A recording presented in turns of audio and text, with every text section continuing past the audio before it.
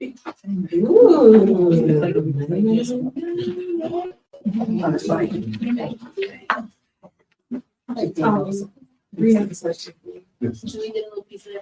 We'll see if I have some left over.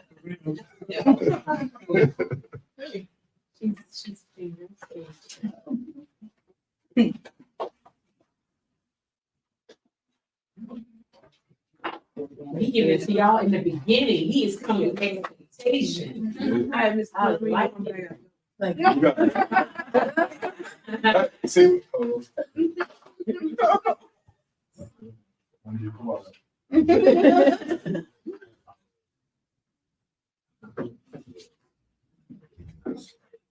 I appreciate y'all time and y'all coming and y'all being very dedicated in the program. I really appreciate that. For 2 months now, we have had 100% participation. That's amazing. We're missing one today, and that's only because she had a baby. So that's the only reason why she's not here. But she met with me last week, so we did get to meet. I got to look at her budget and everything like that. So she's still involved, and she texted me today again. So she really wants to be here, but she has a newborn. And if I text y'all too much during the week, I try to keep it to one time a week on Wednesdays. If that's too much, just let me know, and I'll take y'all to the group chat. But I try to keep y'all encouraged and kind of like keep it flowing, the energy flowing, and kind of remind y'all during the week to like make sure you look at your budget during the week. So I'm just trying to guide y'all to making it a habit. So sometimes having somebody to hold you accountable helps, without just being used by yourself. So that's the whole purpose of me sending y'all the YouTube videos and text during the week. But if y'all want out, y'all can get out. But I'm gonna keep doing it though. All right. That is great. The encouragement. And just, they say accountability partners help you do just about any kind of life change you want to make, whether it's financial, whether it's health, whether it's physical fitness. Accountability partners are good. So I'm glad to know that you're doing that. That's Yes, great. ma'am. Yes, ma'am. So I think I met everybody last time, but I'll remind you guys. My name is Janice Seastrom. I'm the senior officer for the bank. And so my job is twofold. One is, as a financial institution, a bank, we have a responsibility to make sure that we're lending to everybody in the community, whether you're upper, lower, middle, moderate, whatever your income level is, wherever you live. As a bank, we have an obligation to serve everybody. And so part of what I do is watch the numbers. I watch the statistics of who we're reaching and who we're not reaching. And then on the other side, my job, if we see that there's ever a group of or a population of people or a city or a census tract that we're not reaching, it's my job to figure out why and then to develop projects and programs to make sure that we do that. And so we partner with organizations like CCAC to reach people that traditionally, may not come into the bank, right? And so we're super excited about this program. And I wish that I had this when I was in high school and, after I graduated, because, my parents they did good, they did well, but they never shared anything. I didn't know anything. I didn't know what they earned. I didn't know that they had a budget. I didn't know how they prioritized. I didn't know anything because we didn't talk about finances in my house. And it wasn't until after my mother passed away that I learned how she budgeted her money because I had to help my father do it. And even at the ripe old age of 50, 51 when she passed away, I learned 2 really good lessons that I implemented for myself. But she had never told me that, and I'm a banker and I've been doing all this stuff, but she had a couple of tips and tricks that she was doing that were helping her manage her money and budget her money. And one of them was, which I implemented immediately, instead of having her checks that she and my father had in retirement go directly to their checking account, it went directly to their savings account. And then she had an automatic draft for how much money they planned to spend to her checking account. So she was saving off the top. And my dad said he doesn't remember when she started doing that because she had been doing it so long. So I immediately did that. I was like, oh my gosh, that's like gold. You know, I never even thought about it like that because I was putting my money in, putting on my husband and my money in the checking account and budgeting savings, sending some of it. And then at the end, what we had left over, I would send to savings account, but I wasn't saving as much, right? When I flipped it, it was a whole different picture, right? Because then I was only spending what I could see, right? Yeah. And she didn't have her savings account connected to her online mobile. So she had to go into the bank to access it. And she did that intentionally. And I was like, I'm doing all of that, you know? And I just feel like so much of us make decisions based on what we know, and we don't even know what we don't know.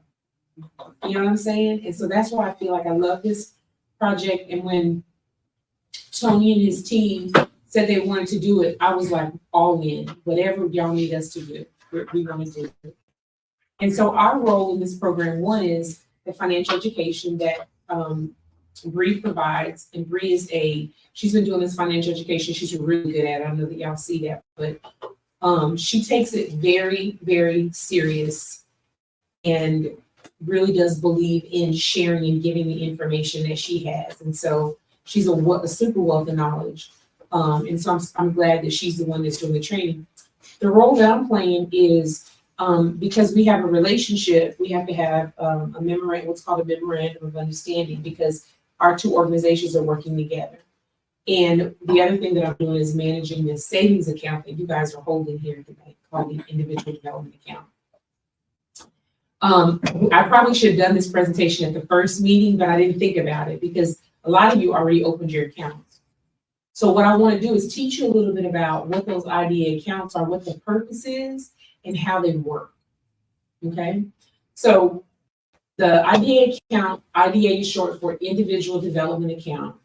It is a structured savings account with the goal being for the saver, the participant, to save money, and then an organization to match what they're saving. Okay, each organization has different requirements. The requirements for this program are that each of you save $700, if I'm not correct, over the 6 months that you're enrolled. Okay, so each month you have to save to reach that goal. Okay, you can't go and put money in and then next week go get it out and think that money's going to count. It doesn't work like that. In fact, the way the savings account is set up,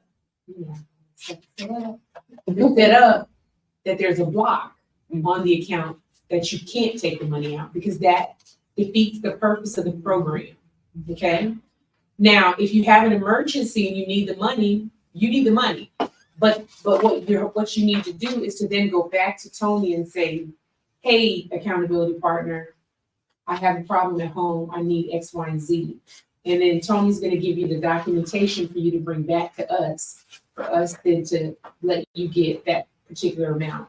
So even if you go to the branch in Pineville, that block is still going to be there. If you happen to be in Lafayette for the Mardi Gras weekend, the block was at the branch in Mardi Gras in Lafayette. Okay? So don't get upset. Don't get upset when you go and you try to get your money and they say, I can't give it to you. It's blocked. It's blocked. Don't get upset. Okay? That's the point of the program. It's your money, and yes, you can get it, but we're just creating just a couple hurdles. That's all. So that you have to think it through before you get the money out. You know what I'm saying? Just like I was telling you, my mom put that savings account and she didn't connect it to her online access because she didn't want to see it. She wanted to create another barrier for herself that if she needed money, she had to get out of the house and go down to the bank and do a withdrawal slip. Okay? That's kind of how this program is set up. Now, the IDA is not just regular bank. IDA programs are all over the country. In fact, it originally started out as a government program so that people who were receiving food stamps or down payment assistance or different things like that could open these accounts and they were being matched. And you could save for 4 things. You could save to buy a house. You could save to buy a car. You could save to start a small business, or you could save to go on higher education, like to continue your education. And we've added in the last couple of years emergency savings because it is such a barrier for those of us who have moderate income. It's hard to save. Y'all know it is. If you're living paycheck to paycheck, we know it is very difficult to save. And so this program is for you guys to save towards emergency savings. So if you put the money in on Friday and you come back on Tuesday, you're saving the money, right? So I wanted to make sure that you guys understood all that. Any questions about that so far? We're all good? We all in agreement? Yes. So we put the money in there, we're gonna leave it in there. So don't put more than you think. We have lofty goals too. We might put 100 in there and know we should put 100 because you know you're gonna need it before. Put the minimum amount if that's all you can. If you can put extra, put extra. But put the minimum and let it sit, okay? Not only is it gonna get matched at the end, but you're also earning interest on it, okay? Interest rates are up a little bit right now, not much, because of just the way the country is right now, but at least it's a little bit. You'll be earning a little bit of interest on it. But the goal is to put the money in the account and leave the money in the account. The block is all over. Any branch you go to, the block is gonna be on your account, okay? So I don't want y'all to get upset. We've actually set it up intentionally that way. Okay. The other thing that's important for you guys to understand is that as a bank, we have regulations, right? So we're not allowed to share your banking information with anybody unless we have releases to do that. And so even though we're partnering with CCAC to hold the accounts for you all, we still have to have some releases. So when you guys came in and filled out the first form, we needed some additional documentation so that we can be in compliance. Because remember in the beginning, I was telling you that as a bank, we have responsibilities. Well, we get audited it feels like every year, but it's really not. It's every 2.5 to 3 years on everything that happens at the bank. Who we lend to, all of the compliance, mortgage, everything, ability to, we have so many regulations that we get audited on. And so you guys had to fill out some additional forms tonight so that we can be compliant, okay? I wanna make sure everybody knows what the forms are. So the first form was the opening savings account. That's the one that you guys already filled out. I think Tony and I added some additional verbiage at the bottom that we need you guys to fill out as well. So that was the first one. It's called Open ID. Everybody have it? I might pass it back out to him. Oh, it's okay if you just come up there. Don't worry about it. I just want you guys to see him. So the first account is just to open it up, okay? Saying, yes, go ahead and open up this account for us. And we want you to send samples or monthly reports to CCAC for them to see, okay? That was the first form. Then the second one was a release of information and liability.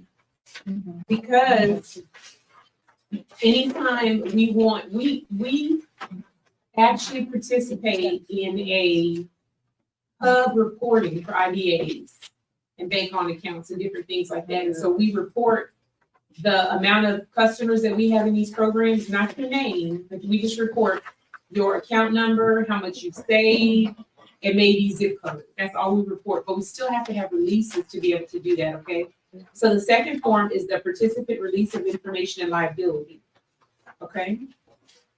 And then the next form is, what was the last one?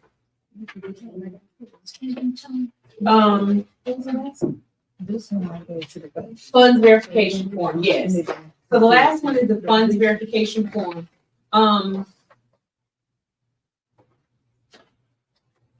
So this is the one that just, says, is a participant is eligible to receive a maximum amount of $1,000 in grant funds from the program to use along with personal funds of $700 from an IDA savings account. So between the amount of money that you guys are gonna save and then the amount of money that you're earning each time you come, it's gonna end up being that $1,000, okay? So this just says that this is the commitment that CCAC is making to you, and we know about it, okay? That's what this verification of funds letter is, okay?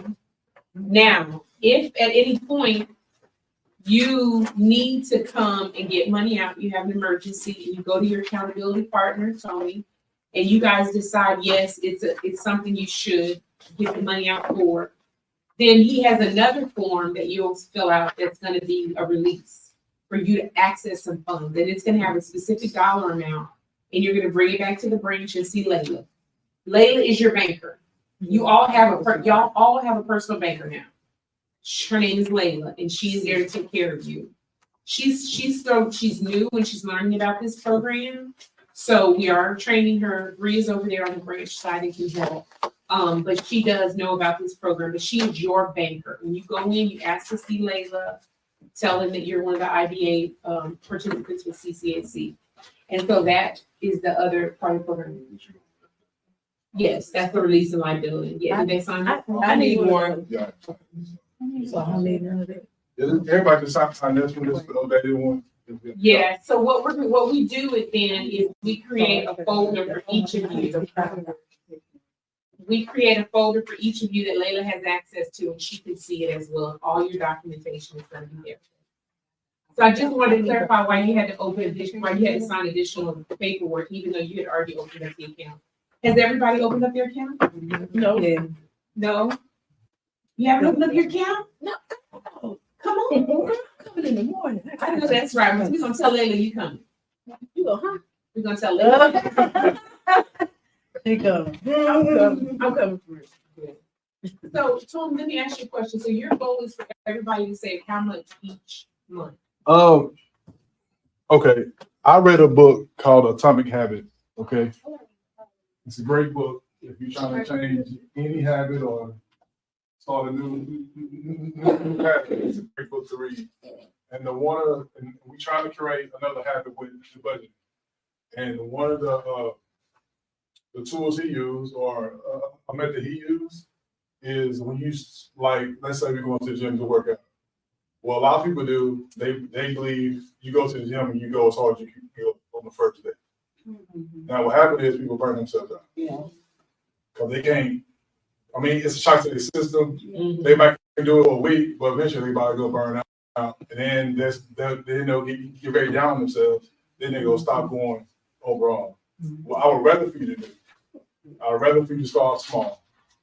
All right. So work your way up to like, I think it's 125 a month, but kind of start small where you know you can do it. You're not going to need it in a month or in a week. Put something that's small, make $50, $25, something easy for you. Something easy. So do that for the first month, and then I want y'all to work yourselves up to the 700. Okay. All right, that's the goal. Now, every month I want y'all to put something in the account. Now I know it's tax season, so a lot of y'all get refund. I don't want to see you win the positive $700 because that's not creating habits. Yeah. All right. But you can put a little extra. But so say you will do like about $50 a month, 50 times 6 is the 300, 300, 400. You can take that off your taxes and put take 400 off your taxes and put it in there. But you're going to save $50 a month. So that's how y'all got to work it like that. But I don't want y'all to work it just putting $700. But then you're not saving. You know. So that's also a good point. Like if you can, even if you have 700 in taxes and you do the $50 a month, if you've ever had a large lump sum of money before and you had to wait an extended period of time to actually save it, you still put in that $50, even if you have that $700 right there, putting that $50 out of that $700, you will find something to do with the rest of that money. So that also gives you that discipline to say, okay, I'm gonna be disciplined over the 700, and once I hit the 6 month, I'm gonna just deposit the rest. You'll be surprised when things come up and you have a light bill doing something like, oh, let me take a little bit from the 700, I'll replenish it, and then you look up at the end of 6 months and that $700 is no longer there. And your taxes already came in normal. Yes. And you definitely don't want to miss out on an opportunity to get matched money. I'm not gonna say it's free money because you're working for it. Mm-hmm. You're working, you're budgeting, you're coming to the classes, you're doing the check-ins, you're working for that, Go ahead, you were gonna say something. You gonna ask a question? Me? Yes. You I said what? did, cause like, okay, see, like me, you said don't put the 700, just put it in your account. Like, I ain't gonna lie, It's okay. It's Mhm. new. I'm like a child with money. Like, man, money burn a hole in my hand. So, man, so like, listen, I ain't gonna try. I am gonna budget to where I can at least put the $50 per month. But what if I add the 700 plus, like, the additional with the $50 per month? Like, But you still gotta save the 50 on top of that. yeah, that's what I'm Yeah. saying. That's a good. That's- Yeah, because I just want to see the deposit. the deposit. Man, Jesus Christ. But see, that's the purpose too, because a lot of times during tax season, that's when a lot of people get a large lump sum of money at one time. It's not the fact that you've never made that amount of money before. It's just that seeing a large amount of money at one time is very tempting. Okay, I got it. Don't even worry about it. And savings helps you with those temptations because you put other priorities in line besides spending it on material things. You're actually spending it to build wealth for your future, for a rainy day. And we'll go over that at the end of But see, I asked that because it's like tax people, days are dropping. So like I know any day I can get my money. If I put that 700 up, my account locked. I can't even touch $700. Oh, so you trying to create a barrier for yourself. Yes. That's a good thing. That's a good thing. That's a good thing. So let's say you're gonna get $2,500 back in refunds. Okay, let's just say, I don't know how much you're getting back. I wish to. I pay them people every year. Okay? I wish to. But let's say you're getting $2,500 back and you put $700 in there. Okay, and you're still gonna do your $50 each month. 700 from 2,500 is what? 19, 18. What is that? 1,900. 1800. 2,500 minus 700 from 2,500. 7 and 8 Is 1,800. So that's gonna leave you with $1,800, right? So you, as a, you're the manager of your money. You decide where your money goes, right? You have to make a decision. How much of that money do you want to save, period? Or how much of that money do you want to blow and then it's gone? You can, and I'm not saying don't treat yourself because we all work hard and it's okay for us to treat ourselves. But maybe you say, and Bree's probably gonna talk about this, maybe you give yourself 200 to do whatever you want to do with it. And then the rest of it, you tell it to do something else. Pay off the debt that you have that's messing up your credit. Pay a bill that you've gotten that you're going to get behind on. Pay an extra note so that you're ahead in case you get ahead, or put it in the savings account, because what month are we in? It's February now. School gonna be here, August gonna be here. We trying to buy kids summer stuff, and we got, it's a lot. So you have to tell your money what to do, and you can tell your money, I'm gonna blow all of you, all bit of it. I'm gonna blow it all. You can do that if you want to, but the only person that is gonna hurt is you. That's the right back at square one. You're right back at square one. Right. And that's the habit I'm trying to break. That's That's why it. So you make a decision before you get that money. You know how much you're gonna get. like you see dollar signs in your eyes, like, oh, I got the money. You know how much you're gonna get, so you make a decision. Sit down and put that money down, and you write down everything you want to do with it, and then you hold yourself accountable because you want more and better. You know what I'm saying? Right? Okay. That's all. Any questions about the IBA accounts and how they work? Y'all going to Lafayette to get some money out? No, man. Y'all in Baton Rouge with some friends hanging out?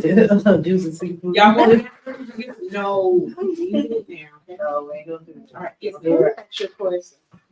With my employer, can I ask them, since I have this IDA open, when they're doing all of our monies and putting it in direct deposits and all that good stuff, can I have money sent out of my check to there? Some employers, it depends on your employer, because if your employer will allow you to have your money go in two places, yes. Some employers don't want more than one account for you to have, but some employers would. So I would suggest that you ask them, because that is another way that you can save, is if your employer allows you to do that and you don't even see it. that's the thing that you have to do is don't even if you have trouble, feeling the urge to spend it, put it somewhere you can't see it. And if your employer automatically sends it there, you don't see it. Right. Right? And so we can do that here. We're employed here. Redwood Bank will put ours into accounts. Because when I come and open up my IDA, I also put some money in there of my own when I open it up. Yeah, everybody should have. So that's why I asked, can I have my employer to keep letting it flow there?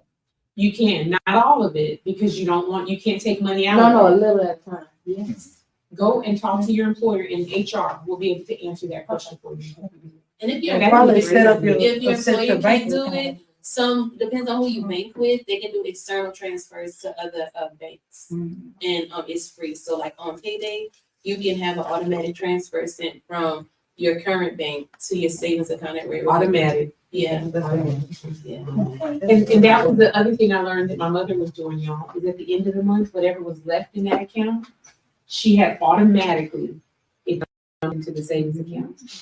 Because she was getting paid that day, right? They were getting paid that day. So whatever was in that account before they got paid, they just automatically swept it and dumped it into their savings account. I'm telling you, I learned all kind of stuff after she passed. I'm like, Mom, why you couldn't tell me all that? Good tips, But just those are the kind of things that you have to try to help yourself with. But any other questions about the idea? We're all good? If you guys need anything at all, we're here. So that's all I had for you. I couldn't log on to my account. I set it up online.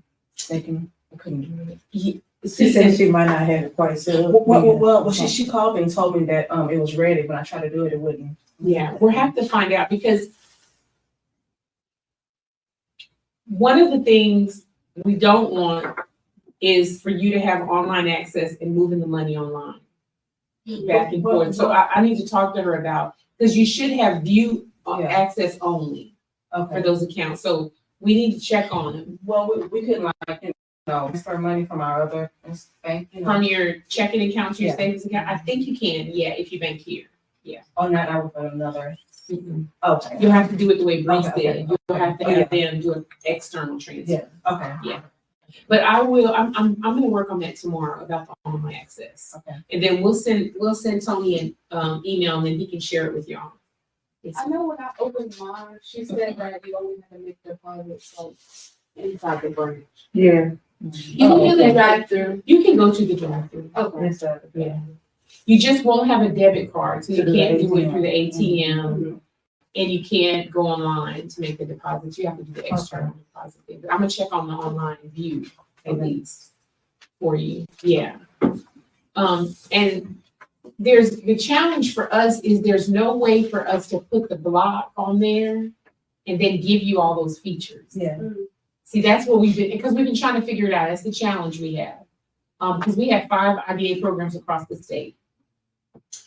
Bree, have you told them about Southern Universities? No. Okay, that's the last thing I'm gonna tell y'all about. Tony, Southern University also has an IDA program. And theirs is statewide. And you can actually enroll in theirs as well as this one, because we hold those accounts too. So the way theirs works is if you receive any kind of public assistance, food stamps, is it still TANF? Yes. Any public assistance and you have children, you qualify.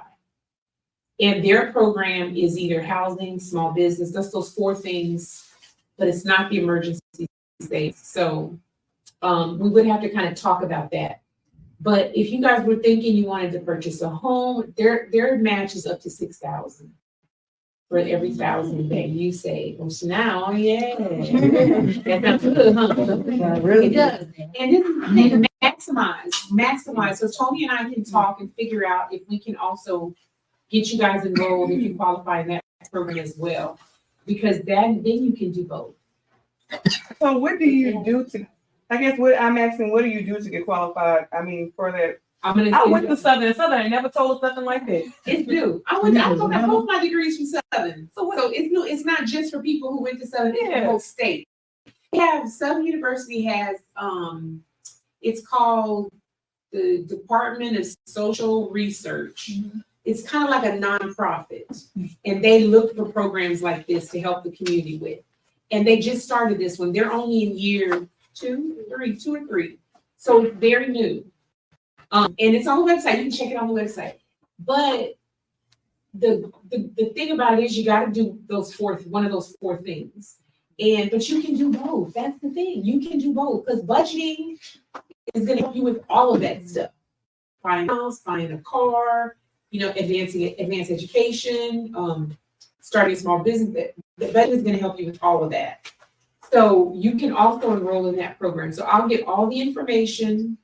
We'll share it with Tony, and then he can share all that with you guys. And then we'll figure out how to do both, because we don't want y'all to have two savings accounts. We want you to have one. And we'll figure out how to do that, because you guys is for emergency savings. So I need to talk to them, and we'll get Tony on the line with them, and we'll just kind of hash it out, figure out how to do it. But that one is like between 4,000 and 6,000 match for the 1,000 that you put up. But you have to do work, just like you're coming to these classes. They're gonna have online classes that you gotta go to for them too. So you just will have to do both. But it's worth it because you're gonna be learning so much good information. So we'll connect next week on that one. Yes, ma'am. And Yes, try to ma'am. figure. Is there an age limit on like opening an IDA account? Well, I mean, you have to be what is the age? 18. You have to be 18 to open a savings account, unless for this kind of account. But children younger than that can have an account. It just won't be this one. Yeah, we do have youth accounts. He went and got his. 'Cause I have one with Capital One for him. When I went to go set up this one for, I know. Well, when I went to go set up this one, I opened up another one. I've been trying to teach him a little bit about financial stability and just financial literacy. So he opened up his. We put $40 in there to open it up. He made some money that he wants to go put in there. We worked the football game. I'm a teacher. We worked the football game at Ash. Well, I'm a teacher at Off. Yes, basketball game. And I'm a teacher at Off Smith. We went to go work at Ash, and he worked the concession, and he made some money. And he wanted to go put it in his. So it's helping both of us. It is. Yeah. Teaching them young. Yeah, That's where you guys start. That's exactly where you guys start. Okay. Any other questions from you? All right. I'm turning it over to. Thank you so much, Ms. Janice. That was fantastic. All right, so we have some bond sheets, and with your permission, I'm going to go around the room to everyone, and we're going to talk about our discoveries. Is that okay with everyone? Listen. All right. We're gonna learn from each other. Let's go ahead and start with. Is it Marietta? You don't want to start? Do you want to start? Lead the way, young man. Let's go. What discoveries did you have with your budget sheet? Did anything surprise you? Yeah, What surprised you? it was, I'm giving out more than I should be saving. Mm, So okay. that was the main thing that surprised me. And again, with the food situation as well. I eat out more than I make. Okay. Here is Tianto. Yes, Okay, Tianto said that he's giving out more than he's receiving. pretty much saving. Saving. When you say giving out, what you mean giving out? So pretty much, I look at it like, as much as I give out, you can look at it as like a bill. So that's the money I could be saving instead of giving out. Right. So Right. I mean, like, you're not trying to give it to family members. That's what I want you to get to. Yeah. Yeah, that's exactly it. Now that's really good. Now, how many people feel obligated to give to family members? Just raise your hand. Okay. It's hard. It's hard. It's difficult, and also I recently encountered a lady who she's trying to do some renovations on her home, and a month ago everything looked good. Her credit and everything like that. Her debt was a little high, but was okay. Let me give you a month to work on it or whatever. She comes back, opened a whole new loan for about $20,000.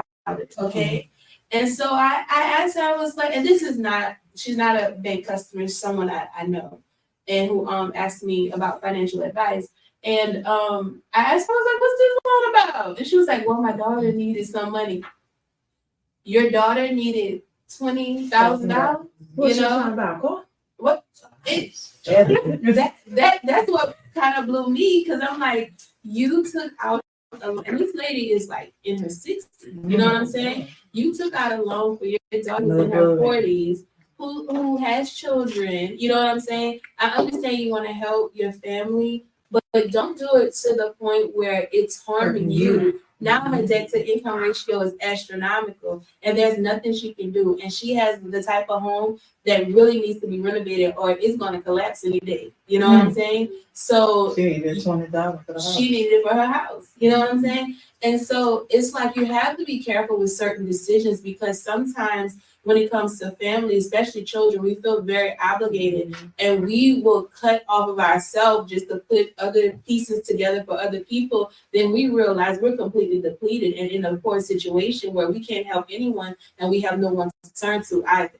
You know what I'm saying? So be very careful about that, because I know even in my family, I had a very, very soft spot for giving to my my mother. You know what I'm saying? Not that she needed it, but if we went somewhere, I was like, oh, I got it, I'll pay for it. You know, even though she was willing to pay for it, so I just felt like I needed to. So just be careful about that. Is that all? Is it Liz? Liz, okay. What are your discoveries? Well, it was very like, first I was like, oh my gosh, I gotta do this because I've never done it before. So at first it was like overthinking, like, dang, I gotta do all this, but when you actually go and do it, it's very helpful. And I'm glad that I'm being able to learn this, because like, God forbid if something happens to my husband, like I need to be able to know like how to do this stuff. Because he's usually the one that takes care of all the bills and everything. So I was like, hey, you gotta help me with my homework. So he was able to like help me like jot down some of it, and then my boss as well was telling me, make sure you put, what you're paying for your insurance, your medical insurance and stuff, and like what I'm putting towards retirement and all that. That comes off the top from our check and stuff. But I think I still need more help. But it was a good start for me. So I'm excited to learn more. Okay, that's very good, Liz. That I heard from you. For everybody who can hear Liz, of course, one thing that really stuck out for me was that she said doing this budget kind of gave her a sense of independence, right? Because when you are not responsible for paying certain bills, and I'm just giving an example. Does anybody watch Real Housewives? Okay, so all Real Housewives, I specifically say Orange County. One of the women, pretty much all of them got divorced, but one of the women got divorced, and she did not even know how to pay a light bill. And you would think, like, you don't know how to pay a light bill. You live in the house all this time. Like, it's so second nature to a lot of people. But when you don't live in that lifestyle where everything is taken care of for you by someone else, it's very difficult as an adult to really learn those things and absorb it. So it's so good that you took the opportunity to ask those questions, because some people are afraid. Some people are definitely afraid to say, hey, help me with this, And then also when you get to a certain level, asking for help, sometimes it's like looked upon as if you don't know this, you know what I'm saying? Yeah. So that's so good. And I'm glad that you found this to be a safe space to share things, right? Kylie. But before you go, Kylie, I just want to share with you guys the other side of letting somebody else, or not letting somebody else, having someone else take care of everything.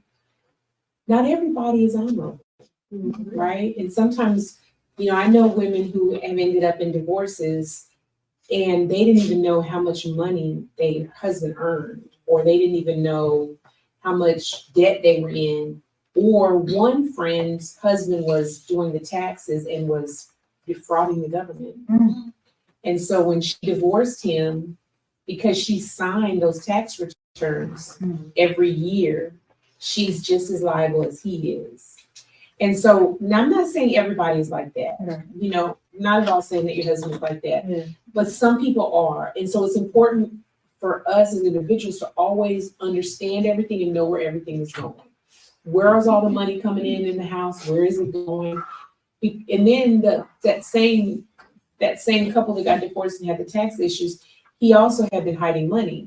And so she had to hire a lawyer to go and find the money. You know what I'm saying? So you have to be careful. And that's why this education is And to add to that, another thing about that is sometimes money can be allocated different places you don't know, and it can be a life insurance policy that you may not be a part of. You know what I'm saying? So there can be a lot of things. So you always want to make sure you're financially sound and in agreement with your spouse. Not saying that you guys can't have separate accounts away from the household account, you know, as long as you know about those accounts. But financial matters are so important in any relationship, you know, any relationship, you know, so just make sure you stay in the know and stay informed. And if you aren't informed, that's why you have a personal banker to explain those things to you. And growing up, I didn't have a personal banker. I didn't understand the importance of having a personal banker. Now I do, you know, and what I feel is important by having a personal banker, it's someone you form a relationship with, because eventually in our lives we're going to have to borrow money. It's inevitable. Unless you have $250,000 in your pocket just to pay cash for a home, you know, you're going to have to borrow money, or even a car. You know, you're going to have to borrow money for a car. So when you have that person who can vouch for you, who can teach you different things to say, okay, stay in line here, it's easier for when you're trying to borrow, because they can pull something or they can talk to the decision makers, okay, to form that relationship. Kylie. At first I was a little bit overwhelmed from doing everything. I've been mindful of money before, but this kind of like made it a lot more detailed. And I even have budget on my phone, and I have it all like structured out for the next few months. I'm like, okay, I'm gonna put a green check after all these bills are paid. Like, this is what I have for myself. I'm a teacher, so like that's the way my brain works. But I'm thankful though too, because it makes me think about the details. And a lot of times I feel like when we're more detailed about our money, it's like how we can save a lot more. That's kind of like my biggest thing, is I want to be able to save a lot more, and I wasn't really taught how to do any of it. So learning strategies and like just being disciplined it's hard, but I think it's definitely worth it. yeah, every penny where to go. Yes. Yeah. Yeah, very good. And I like how you said that now. I like, and I had to catch myself from saying good when you said it was overwhelming. You know what I'm saying? But that is good, because I want you to feel certain emotions when it comes to your money. You know what I'm saying? Because you use money as a trade for almost anything. You know what I'm saying? Money, you trade your time for money, you know, and that's major. And so when you feel certain emotions when it comes to your finances, that's good. You want to make sure those emotions are positive, for sure. But being overwhelmed is definitely a start, because now you can say, I'm overwhelmed. This gives me anxiety, but now I can tell my money where to go. Because remember last time I said you need to have your money has to have a direction, because it's gonna feel like if it doesn't have a direction, you have a hole in your pocket and you're spending and spending and spending. I know we've all been there where we thought we had a certain amount in our account and we look and it's not that, you know, and you didn't realize you had something on auto draft that came out and you're like, oh, direct TV, you know, it's overwhelming for sure. But when you have that accounted for, you can have more peace about your finances, right? So, yeah. Okay, well, I'm kind of glad that I'm still living with my parents, because like doing this, oh my goodness, it's crazy. And I was like, I want to like know how to budget for when I move out on my own. That's good. And I was looking, so I'm studying for the MCAT to get into med school, and the books run like $200, $300. They're expensive. And I was about to use Afterpay, because I'm good for Afterpay. I have like 3 things on there. And my friend was talking about that earlier. So I need to stop that. But yeah, my friend, she's in med school now. She let me use her books, so they were free. So I didn't have to pay out of pocket. So I'm thankful for that. And I just like eat out a lot more than I'm in groceries. So it's like that with Afterpay and Klarna. Because if I have something on Afterpay, I'm like, oh, I can do something else with Klarna. And that gives me and then my credit cards. I got like 3. Right. Yeah, so I'm still struggling in like the credit card area. Once I pay like my other Afterpay and Klarna, y'all hold me. I'm not making no more. Right. Good. And I mean, debt is not necessarily a bad thing. You just have to know how to manage debt, you know.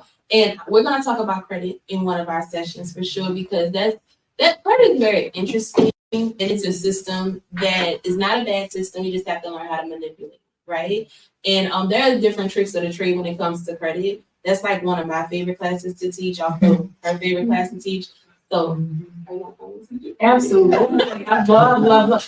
No, I'm telling you, that credit conversation. Yeah, I love this, y'all. That credit conversation, it changed my life. I am not kidding. When I learned about credit and the little things I had to do, everything, my car insurance was less. My credit card interest rates went down. Yep. House note, mortgage was less. And it's simple. It's not simple. It's more simple than you think. And when we talk about it, that you don't have to have a lot of money. There's a few things that you can do, and your credit score can go up 30, 40 points. And I'm not kidding. No. We're gonna get all into credit. Yes. I love it. That is one of my favorite classes. We call it credit ticket to the bank. You need credit for almost everything. Yes, you do. You do. And it's not as hard as you think. So we're gonna talk about that. I do enjoy excited.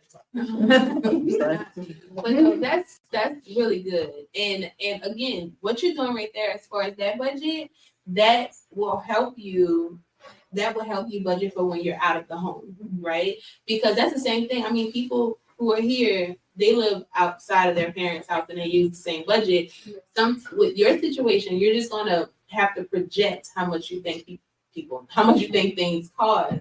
And you can always look up. You can, as a matter of fact, just for fun, I just want y'all to use the same budget sheet. I think I emailed y'all the budget sheet as well. I can always do it again. But I want y'all, your ideal situation, your ideal home, everything like that. I want you guys to look at that, and I want you to put that into your budget to say, okay, if I want this house, or if I want to live in this city, this is the average cost of living. What I want to do as far as going to medical school once I graduate, how much money I'm making. You have to account for any type of loans you receive. What type of lifestyle ideally would I like to live, and how much is that going to cost? I want you guys to really look at that, because sometimes what you want to do is very, very easy. It's very easy, but no matter how much money you make, you have to live by a budget, because you can make $2,000 a month or $20,000 a month. Every dollar all spends the same. Yeah. Okay. So you have to make sure you are very diligent in looking over your finances, so that you will always continue to stay afloat. Ms. Williams? Oh, okay. I just want to add to that. Also, by doing the budget, like budgeting for the lifestyle you want, it helps you make a tough decision when stuff arrives. Do I take that job, or do I go get that degree in college? It helps you make a decision, because your lifestyle you want. You put it on paper, so you know how much you need to make.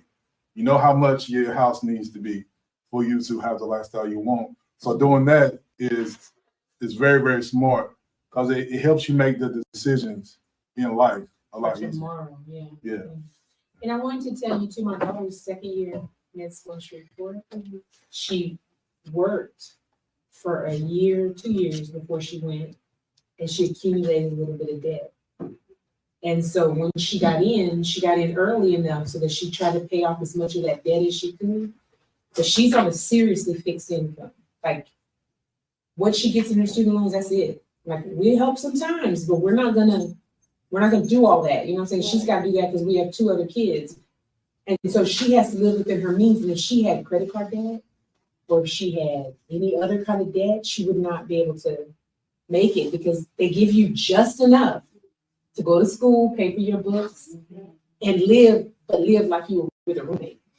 So it's a sacrifice, and it's 4 years. So if that's what your goal is while you're studying for the MCAT to get in, you be paying off that debt so that you don't have that stress, because that is the last thing you want to be doing, is stressed when you're working on any kind of education, So that was the one thing. She said that was the only thing she wished she would not have started working. because she started to buy things and she got used to going out on the weekend. And then when school started, she can't do any of that. Now, it's a challenge. So do both. And you can do it. You can do it. Well, this class is good for me. I kind of, what you say, trying to rebuild my life, because I was always the one sitting down with pens and pencils and trying to make sure the bills get paid. I just lost my husband last year to hernia surgery. And we would go in and add up all our bills to see what we have left over and put maybe $10 here, $15 there. Yeah. Into savings, but this is really helping me to try to restart my life over again. As of doing it, I mean, it's a tough situation for me right now because I lost his income. But this is showing me how to get back on track of doing things. And just like y'all were talking about, the ADA is going to help me out a lot because I'm the only one left. And I get emotional when I start talking about it. But it's helping me to put stuff back because I really have to be in for myself. Have to lose my husband. So this is really helping me out. I love that. That's so powerful. Thank you so much for sharing that. And truly life happens, and life happens to everyone at different times. And that's so amazing that Miss Lois shared her story about that, because things happen unexpectedly. And if you feel like you got it all taken care of, no one is ever prepared for death. I lost my mother in October and she walked in the hospital and didn't leave out, and it shocked all of us. That's the person that's no longer there that contributed to your life, so we don't want to have that foundation, but it's so important to talk about things like that, especially when it comes down to life insurance, because you guys are all different ages, but everybody wants to get old, but everybody may not either get old or they may not get old healthily, and so we have to make sure we have those conversations. And also we want to make sure we leave our families behind with something so they're not fending for themselves and being a financial buyer. All right, Tiffany. Hi, y'all.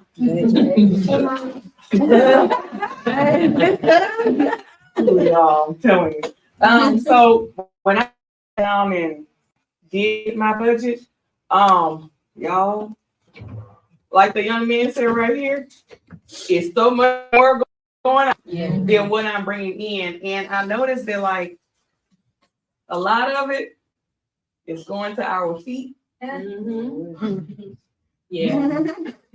stay fresh. I know. We love it. But not at the expense of your Right.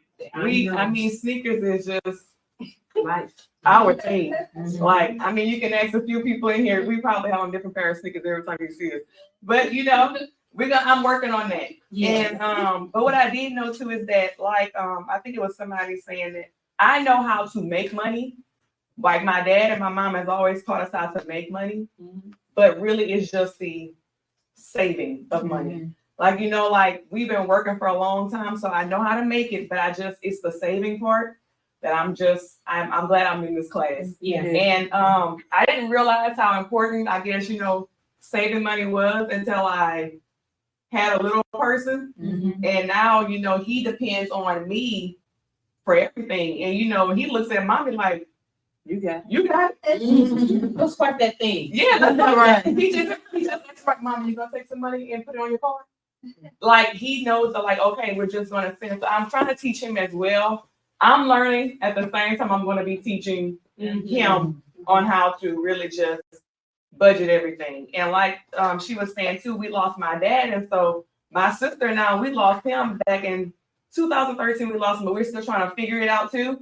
He left behind like a lot of property and all kind of stuff. So now we're trying to figure out how do we manage this, because you're so used to him doing it.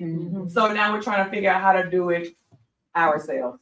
So this is going to be like really, really good for me, especially with trying to teach him to at such a young age, because I feel like you do have to plant the seed young. So if I can learn how to do it, I can teach him how to do it, and he'll go Absolutely. Yes. It'll go further on for, creating generational wealth. And like you were saying too, I want to leave something behind for him. I want him to know what it means to work and make money, but I also want him to know, like, you have to leave something behind for the generation. The next generation that's coming. Yeah. So I just thank God for y'all, and I'm ready to learn, and I need the accountability, especially when it comes down to like. Yeah. One tip on the property. If you guys don't do anything else, make sure you pay the taxes on it. Yes.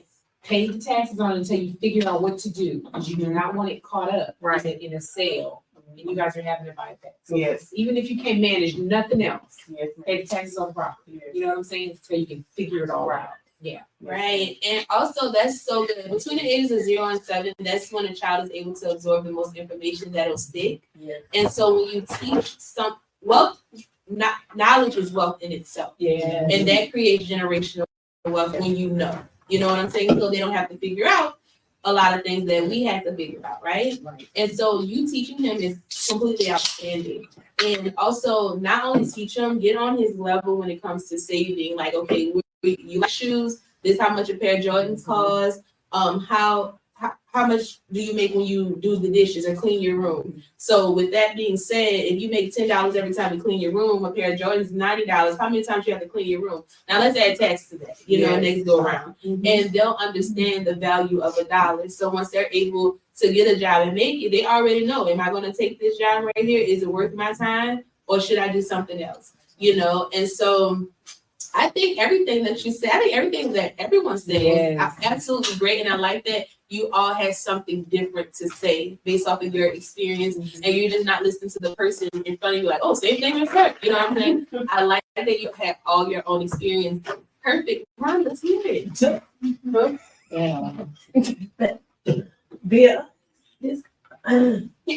Being honest, this class is mandatory. Like, it's mandatory for me because I've always kept, like, I'm 36. I'm an only girl, so I'm spoiled right. I've always added my parents' income to my income. So it's like, true enough, I make this amount, but when my money run out, I'm gonna call my mama, I'm gonna call my dad. So it's like, not only that, I also have children, so my kids don't know what no means. So now it's like, man, I live above my means. Like, and that's something that due to society, I gotta learn that it's okay to say no to my children. Not only that, make them earn, like make them learn to, like, my youngest child, not my youngest child, my son just asked me for V-books. Like, do you deserve that? Like, I've been asking you to clean your room for 2 weeks. Like, you ain't did nothing I asked you to do. So it's like, it's mandatory. Not only that, like, my mama lost her job in October, and by her being like our go-to person, because I have 2 other siblings, it was like when she needed, who was there for her? Yeah. So that made a big difference because not only could we not go to her, but she couldn't even depend on herself. So it's like, now, what we gonna do? So this class, I'm teaching my mama how to budget too. Thank y'all. I wanted to say to y'all. Okay, I said 2 things. I'm thinking on the second one after I finish. The one thing I want to tell y'all think about this, because this is how I try to think about things. When I'm buying something, then who am I helping? Who am I supporting? Who am I making wealthy? It's Jordan. You know what I'm saying? Does Jordan need your $90? Do they really need your $90? See, I'm not even buying okay. You will never see my child. My son, he's 18. You will never see him appear $250. We'll get last season's. You know what I'm saying? He's just not. I don't care. But see, like, You know, when I but say you have to make some decisions for ourselves about what is important for our future. You know, is it important for us to have these shoes and look a certain way, right? Because the people that we're making wealthy are not even pouring back into our community. We're not giving no scholarships to nobody around here, you know? So just a thought, think about it. Who are you making wealthy? When you pay rent, you are helping somebody else buy a house. When you pay rent, you are helping somebody else send their kid to college. When you pay rent, you are helping somebody else to buy their Mercedes. When you have a house and you pay a mortgage, you are creating wealth for yourself. Because every month you you're building equity that belongs to you. When you sell that house, all that equity comes back to you, right? If something happens to you and your children get the house, all that equity goes to them, right? In our communities, that's what we have to be doing, is building wealth within. You know what I'm saying? So I'm like, I like a good cashier. Tell me. I like a good cashier. They always on sale. Okay? They always on sale. I said 2 things. It was amazing. Very good, Rhonda. I love that. Does anybody have to leave at 6:00? I know this ends at 6:00. This is so good. You have to leave at 6:00? All right, Jasmine, would you like to share? I'll be quick. My thing is, being consistent and stick to my budget. That's my issue. But I noticed that I do have a lot of money left over that I could be doing something else. I just sometimes don't know what to do with it. But also, I get stuck with like other things that I need to, I guess do, but also things that I also need also too, maybe, and I guess maybe I just need to sit down and count the pricing for how much each thing costs, now that I'm talking it out. And, I think I need a weekly accountability check-in. Me personally, check-in. Weekly at least. And then also too, well, I have money left over for my job, but also, I do hair sometimes on the side sometimes, and I get other stuff. So it's just, I could really be like doing much, much better than what I am. So just, I guess, knowing what to do with that money, the extra money also too, but it's not consistent. I mean, I get it every month, so that's my issue, just knowing what to do with, the extra money and just being, sticking to that budget, and also doing what is called a zero. What's it called again? A zero. As long as having $0 left over after the month, and trying to do that. Yeah. Okay. I think that's my issue. Okay. I guess putting my money in each place, I guess. Telling you where to go? Yeah, telling you all your money where to go. Exactly. Very good, Jasmine. Thank you so much for sharing. Now, this doesn't apply to you. Just asking the question. Is there such a thing of living too below your means? Y'all think? No. Don't think? Okay. Well, if you have to go to court and you're waiting on your lawyer and your lawyer has to get off the bus to come represent you, would that make you really choose that lawyer if they ride the bus around town? Ooh, that's a good question. No. Because you should have the clientele to be able to do it. Right. Even if it's a Pinto. Right. Your work speaks for itself. So if you like the top dog, like but if you a big dog, then you gonna drive what you want. Right. Because ain't no way I'm waiting for you to get out there. Exactly. Like, and you hot in a suit and you dripping sweat. Yeah. Let's go. Like, so there is such a thing of living too below your means, right? Not saying that you don't have to make because it's nice to have a whole bunch of savings, but have you ever heard of you can't take your money when you die? So you work all the time. Treat yourself to something nice. Not saying treat yourself to something nice all the time to where you bankrupt yourself. You know what I'm saying? Like, don't do that. But it's okay to get the necessity. And transportation is a necessity these days. You know what I'm saying? So thank you, Jasmine. If you have to leave, you can go ahead and go. I appreciate it. You're making me think about Holcomb. Does anybody even remember Dr. Holcomb? He used to run the Office of Public Health. Dr. Holcomb was a whole MD, with a whole MD degree, the whole MD salary. And he drove a, not a motorcycle, which a moped tour every day, and he had his helmet on and his white coat. And you would see him driving down 28 West. Y'all would see him on the news all the time. But his goal was not to pollute the earth. See? So it depends. But y'all know my husband's a lawyer, and I'm going home and asking him. I know, Dr. Holcomb did, though. He was driving the whole. Yeah, But and he real- was an MD. Well, real quick, Erica, let's go. Like, what are your discoveries? Just, spending more than I should, of course, especially eating out. The day, I mean, last week, it was back to back, man. But also like working in the mall, it is not making no better. I mean, I don't have a lot of you good work in the mall? fun. Where? Fun, This one, though. hold on, she don't need. Oh. So, Yeah, that food court, we call Yeah, it this names. Chick-fil-A and all that, but Yeah, like Chick-fil-A, outside right I mean, it's a bit, there. I went to China Bull yesterday, 15 on the plate, and it's the eating out, it really is. But then kind of like, I forgot who was saying about they eat out a lot of this place. But it's kind of like with the groceries and stuff, it's like would not. Because like you get that pack of pork chop or something, it might be $20-something, and then you go get your meal, it just depends on what you get. If you go to Wendy's, you get your $5 biggie bag, and it's it kind of just depends. It depends on what you're getting.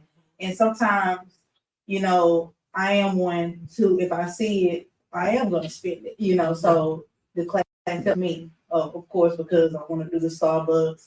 But when you start calculating Starbucks all week, you're like, so also it helps, like when you're looking at your bank statement in the past, and you just like, wow, like I really could have saved that money, and stuff. And like you said, treat yourself. I am gonna eat out.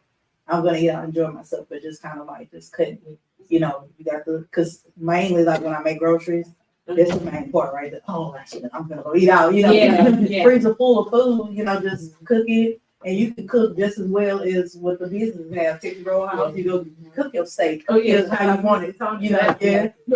I Mr. Tony too. I went to Albertsons, they had some steaks on sale. I feel like it was because I took my time, because like if you go in the store, if you don't have enough time, it's a different. But if you have a little time, like in the morning time, once I drop my baby off the daycare, everybody's gone. That's kind of like my time. Like for some reason, I like being in grocery stores. Like I can maybe go there every day. But, when I go there and I seen the little, Albertsons had some steaks on sale, I grabbed them up. I had time to actually look what was on sale instead of just picking up meat. Okay, so 2 things on you. I love that. I really do. I had a girlfriend who used to, every time we went out to eat, before she even started, she asked for a to-go plate, and she had her food and put a to-go plate. Yeah. And it took me a long time to ask her why she did that, because I kind of thought, because she was in good shape, so I thought it was maybe how she managed her weight. She said, no, if I'm gonna spend that much on a meal, I'm not gonna leave any on the plate. I'm not gonna overeat. I'm gonna have lunch for the next day. And that's what she did every time we went out to eat. And the other thing I want to tell you is, if you like being in a grocery store, maybe you need to be a coupon girl. Because let me tell you something. My niece was doing coupons to put herself in nursing school. She had so many coupons. She had stuff she was getting for free. Like they would give her money back when she go to the grocery store, because she was managing folios of coupons. They were sending us stuff about coupons, and that's kind of how she was saving money. So you like the grocery store? Yes. That's a real thing. People have made money off couponing, and they have been able to sell some of the stuff they got couponing, and they've been able to teach other people how to coupon and make money. Yeah, I've seen stuff like that, like they do like the Dollar General budget, Yeah, that's another way for you to increase your budget. Is to make more money, right? To save it that way. Yeah, because I have a treat business, so that's another thing. That's what makes me go to the grocery store, because I buy my stuff. I do like like treats, like cake, chocolate. Oh, treat. Yeah, like strawberry, chocolate covered strawberries, or pretzels, things like that sort. So I'm always pretty much buying my product fresh. Like if it's like fruit or something, I like to buy it the day of, or something like a night before, or something like that. So I pretty much all in the grocery store. So if you do that stuff in university, I did. Maybe yours is a small business. Yeah, put it up with CCP. I'm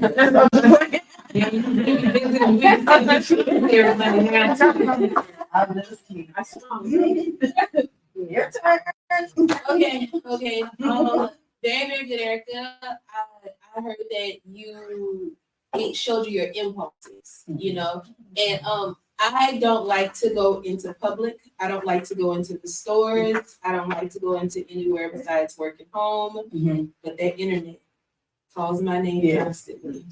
And I will get on Amazon, Shein, Mhm. Nike. Oh, yeah. And I will buy, Mhm. I have packages at my house every day. You know, it got to the point to where my husband was like, they gonna know all our business. You know, Right. the UPS guy know me by name. You know, Oh, if a yeah. package is late, he'll text me. You know, like that's how. Dang. Yeah. And so it's something that I work on. I need to work on too, and I am working on it. So I think that's so good and so human of you to say that. Yes. Is it Minyata? Okay, let's go, Minyata. It's teaching me that I'm compulsive, like I'm a compulsive spender, buyer, whatever, and I do not tell people no.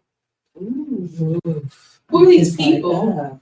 siblings, children. Yeah. And like before in 2020, I had my dad. And so if I didn't have it, I could pick up the phone, he was gonna send it. Now that he's not here, it's like, Yeah. you can't call this bitch. But even when I'm in binds like that, if my like my little sister or my older sister call me, I'm still like, okay, I'll make it happen. Even. Yeah. And I can't do that. Yeah, it's so when you love someone, it's always easy to sacrifice yourself. You know, and love is an action. So whenever someone you love has a need, you will take from yourself or even work an extra shift or hustle that money, even though they could be sitting there chilling. You know, and one thing I did notice when I used to really give out to people, when you are the one who constantly gives, you're the first they call. If somebody needs $20, they're gonna call Erica. If somebody needs $50, they're gonna call Zori. You know what I'm saying?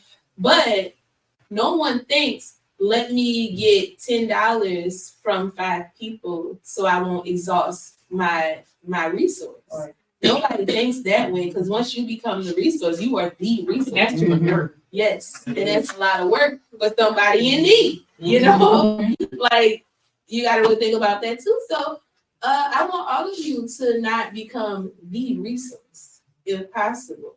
You know, and also make sure you work on your budget sheets as far as where you see yourself in the future. It's not going to be for everybody, but everybody wants some financial freedom. Everybody wants to be able to get that dream job or the job that they desire in order to make the money that they make in order to live the lifestyle they want to live. You know, so or even the home. Yeah. So when you have become a resource, how do you pull back without being a bad guy?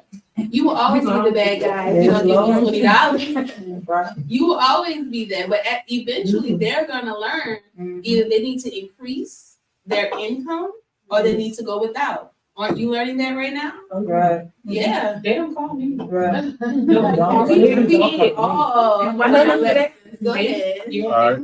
So like what she said, but also what would buffer the no once you tell them no is before you tell them no, you let them know what you're going through right now. Right. Let them know your plans. Hey, I'm changing my lifestyle up. I need the budget. I'm trying to save.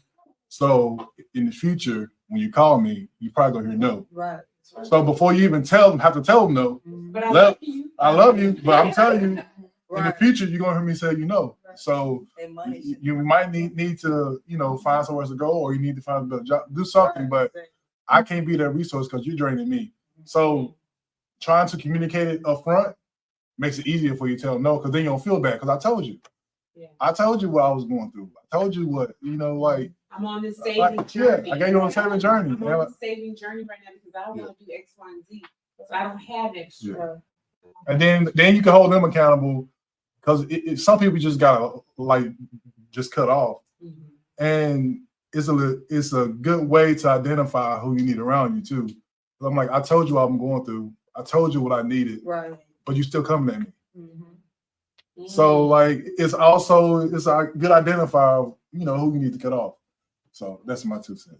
Yeah. And sometimes it's family. Yeah. You know what I'm saying? The kids, when they call, there needs to be a reason. And a lot of times when You know, it it needs to be a nobody reason. does for you. Yes. Yeah. Yes. Please so good. I'm coming back. But it's mostly a lot of people, the family members. They coming to you, they asking you just, but if they love you truly, if they love you truly, they will understand, because you got to look out for yourself too. Especially if you have kids, because if you have kids, who's gonna take care of them if they have to see you? You gotta get yourself in a situation so that you're preparing them, until they're able to take care of themselves, the same thing. Wow. You know what's so interesting about this is that everybody is in such a different stage in your life, that this is a great cohort, because I'm learning so much from you guys, and I hope that you guys are learning from each other. Because you start out young and you gotta get to where you're ready to retire. And so learning these journeys and how you ended up in one day, one situation, and the next day everything changed. Right? That can happen to any of us, So this is good. Good cohort, Tony. Very good cohort. Okay, y'all. I am so proud of each and every one of you. And I do apologize keeping you guys 15 minutes late, but it was so good. It's gonna be it's a lot of food for thought, and I hope you learned from everyone here, and thank you for sharing your feedback. Do you have any closing remarks? No, all your IDA accounts should be good to go. I'm gonna check the 2 things I promised. One is on being able to view online, and 2, how to access the SU IDA program. So those are my 2 things I'm gonna work on for you guys. But I'm just so proud. Congratulations to everybody for being here, taking another step towards self-sufficiency and financial health. When we signed up for the government assistant.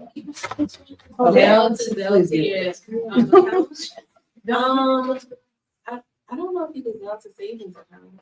I don't know either.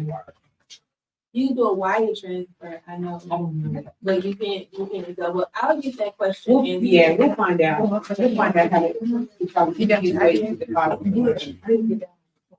it.